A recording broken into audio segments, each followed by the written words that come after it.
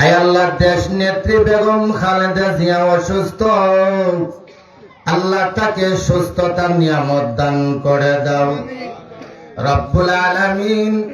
আমরা সুমন সরাইলবাসী যার নেতৃত্ব, আয় আল্লাহ যার কথা মতে আমরা চলতেছি গো মাওলা, আয় আল্লাহ তাআলা ওই ব্যারিস্টার রবিন ফারহানার নেতৃত্বে আমরা আজকের এই সমাবেশের আয়োজন করেছি। আল্লাহ এই সমাবেশকে তুমি কবুল আর মঞ্জুর করে নাও। আয় আল্লাহ তাআলা দেশের মধ্যে ষড়যন্ত্র চলেছে, আল্লাহ যোগ্য মানুষটাকে এখনো পর্যন্ত আল্লাহ আমাদের মধ্যে পরিচয় করে দিতে পারতেছে না। আয় আল্লাহ দোয়ার মাধ্যমে আমরা বলতে চাই, আশুগঞ্জ সরাইলবাসী ব্যারিস্টার রবিন ফারহানাকে আমরা দেখতাম চাই। আয় আল্লাহ তাআলা তোমার কুদরতি ভাবে আয় আল্লাহ আশুগঞ্জ সরাইলের মধ্যে আল্লাহ তুমি তাকে এমপি হিসাবে নির্বাচিত করে দিও রব্বুল আলামিন। রাষ্ট্র আয় আল্লাহ তাআলা খাস করে জনাব তারেকুর রহমান, আয় আল্লাহ তাআলা মুহাম্মাদুর রাসূলুল্লাহ বিচার দিয়ে গেলাম। কেন দেশনেত্রী বেগম খালেদা জিয়ার শরীরের অবস্থা গত ৩-৪ বছরের মধ্যে এত খারাপ হলো, এটা আপনারা একদিন তার বিচার করবেন। আপনাদের কাছে আমি বিচার দিয়ে গেলাম। আমার প্রিয় ভাই ও বোনেরা, এই আসনে 2017 সাল থেকে আমি নিরবচ্ছিন্ন ভাবে কাজ করেছি। এর আগে 1973 সালে এই আসন থেকে আমার পিতা ভাষা আন্দোলনের সিপাহসালার অলি আহাদ সাহেব স্বতন্ত্র নির্বাচন করে আওয়ামী লীগের প্রার্থী তাহের উদ্দিন ঠাকুরকে পরাজিত করেছিল। কিন্তু ওই যে ভোট চুরির অভ্যাস, সেই অভ্যাস থেকেই আমার বাবা অলি আহাদকে বিজয়ী ঘোষণা করার পরের দিন তাহের উদ্দিন ঠাকুরকে আওয়ামী লীগ বিজয়ী ঘোষণা করে। সেই আসন পুনরুদ্ধারের জন্য 17 সাল থেকে আজকে 25 শেষ, প্রায় 26, 9 বছর আমি নিরলস পরিশ্রম করেছি। আমি সংরক্ষিত মহিলা আসনে বিএনপি আমাকে সংসদ সদস্য নির্বাচিত করে। আমার বরাদ্দ ছিল নির্বাচিত এমপির 4 ভাগের 1 ভাগ। সেই 1 ভাগ দিয়ে টিআর কাবি খান সেই 1 ভাগ বরাদ্দ দিয়ে আমি যতটুকু সম্ভব এই দুটো উপজেলাতে কাজ করেছি। প্রিয় ভাইরা আমার, মার্কা নিশ্চয়ই গুরুত্বপূর্ণ, তবে প্রার্থীও কম গুরুত্বপূর্ণ না। আপনারা মার্কায় ভোট দিতে কোনোদিনও ভুল করেন নাই। আপনাদের ভোট সারা জীবন ধানের শীষের পক্ষেই হলো, ঠিক কি ঠিক না? তারপরেও এই 2 উপজেলার এমন হাল কেন? রাস্তাঘাটের এই অবস্থা কেন? শরীফপুর ইউনিয়নে স্বাধীনতার পর থেকে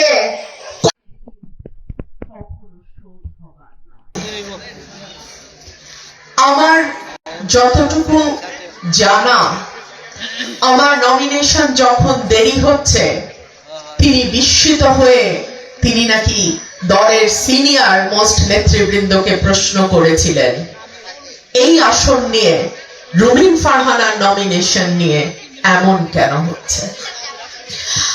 যাই হোক, আপনারা সকলেই জানেন আমার দেশনেত্রী যখন অসুস্থ থাকে বাংলাদেশ ভালো থাকে না। আমার দেশনেত্রী যখন কারাগারে থাকে বাংলাদেশের মানুষ ভালো থাকে না।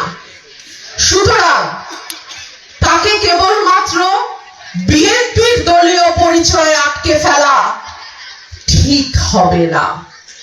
তিনি বাংলাদেশের নেত্রী, তিনি বাংলাদেশের 18 কোটি মানুষের নেত্রী, তিনি বাংলাদেশের 18 কোটি মানুষের আস্থা এবং বিশ্বাসের প্রতীক। তিনি পরিষ্কার বলেছেন, এই দেশের মাটি ছাড়া আমার আর কোথাও যাওয়ার জায়গা নাই। তিনি পরিষ্কার বলেছেন, এই দেশের মানুষ আমার আত্মীয়, এই দেশের মাটি আমার শেষ ঠিকানা। সুতরাং এইরকম একজন নেত্রীর কর্মী হিসেবে, এইরকম একজন নেত্রীর আদর্শে অনুপ্রাণিত হয়ে রাজনীতির একজন ক্ষুদ্র কর্মী হিসেবে আমি স্পষ্ট বলতে চাই, দেশনেত্রী বেগম খালেদা জিয়ার মতন মানুষ হাজার বছরে একজন আসে। ঘরে ঘরে এমন নেতা হয় না, দেশে দেশে এমন নেতা পাওয়া যায় না, যিনি জীবনের শেষ সময়ে 200 বছরের পুরানো ভাঙা কারাগারে একা গেছেন, কিন্তু স্বৈরাচারের সাথে এতটুকু আপোষ করেন নাই। আজকে এই মানুষটার এতটা অসুস্থতার পেছনে একটা বড় কারণ, হাসিনার সময় তার উপরে যে অন্যায় অত্যাচার নির্যাতন হয়েছে, তাকে চিকিৎসা করতে দেওয়া হয় নাই, বিনা অপরাধে তাকে কারাগারে নিয়ে যাওয়া হয়েছে, তাকে পরিবার থেকে দূরে রাখা হয়েছে, এবং তার উপরে কি প্রয়োগ করা হয়েছে জানি না। যেই মানুষটা হাইটে হেঁটে গাড়িতে উঠলো, কারাগারে গেল, সেই মানুষ আর নিজের পায়ে উঠে দাঁড়াতে পারল না। একদিন এই রহস্যের কিনারা হবে, একদিন এই অপরাধের বিচার হবে। আমি দেশনেত্রী বেগম খালেদা জিয়ার গ্যাস সারা বাংলাদেশে যায়, ব্রাহ্মণবাড়িয়ার মানুষ গ্যাস পায় না কেন? ঠিক মার্কা ভুল প্রার্থী। সুতরাং মানুষ এখন অনেক সচেতন। আমার মা বোনদের হাতে হাতে স্মার্টফোন, তারা বলে, ম্যাডাম আপনারে মোবাইলে দেখছি, আপা আপনি সংসদে কি বলছেন শুনছি। এখন আর মানুষের ট্যাবলেট গুলায়া ভুলায়া রাখা যাবে না। ইনশাআল্লাহ আপনাদের ভোটে আমি যদি সংসদ সদস্য নির্বাচিত হই, এই দুটো উপজেলা, আমার সরাইল এবং আশুগঞ্জ, নতুন দুটো ইউনিয়ন নিয়ে 19টা ইউনিয়ন, এই 19টা ইউনিয়নে আমি আমার জীবদ্দশায় মডেল ইউনিয়ন করে দেব ইনশাআল্লাহ।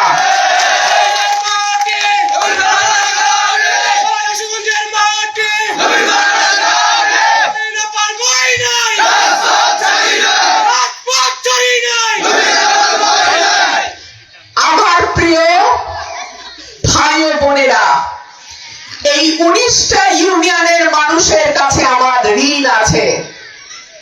আমার বাবা নাই, ভাই নাই, বোন নাই, আত্মীয় স্বজন কেউ বাংলাদেশে নাই। আপনারা আমাকে যেই ভালোবাসা, সমর্থন এবং দোয়া দিয়েছেন, আমার বাকি জীবন সেই ঋণ পরিশোধে ব্যয় হবে। আমি এই 19টা ইউনিয়নকে ইনশাআল্লাহ যোগাযোগের দিক থেকে, শিক্ষা, স্বাস্থ্য, সামাজিক সুরক্ষার দিক থেকে, গ্যাসের সংযোগ, বিদ্যুৎ ব্যবস্থার দিক থেকে বাংলাদেশের সবচেয়ে উন্নত 19টি ইউনিয়নে পরিণত করব ইনশাআল্লাহ। আজকে এই শরীফপুর ইউনিয়নে যখন আমি আসলাম, আমি প্রশ্ন করলাম, এই ইউনিয়নের মানুষ, আমার ভোটাররা কি চায়? আমাকে বলা হলো শরীফপুর আইডিয়াল হাই স্কুলের সবসময় একজন অভিভাবক হিসেবে আমি যেন স্কুলটার পাশে থাকি। নিশ্চয়ই থাকবো। শুধু শরীফপুর আইডিয়াল হাই স্কুল না, এই 19টা ইউনিয়নের যতগুলো স্কুল, কলেজ, মাদ্রাসা এবং মসজিদ আছে, মন্দির আছে, ধর্মীয় উপাসনালয় আছে, আমি এই 19টা ইউনিয়নের এই প্রতিষ্ঠানগুলোর মধ্যে কোন রকম ভেদাভেদ করব না। আমার কাছে আমার ভোটারের স্বার্থই চূড়ান্ত।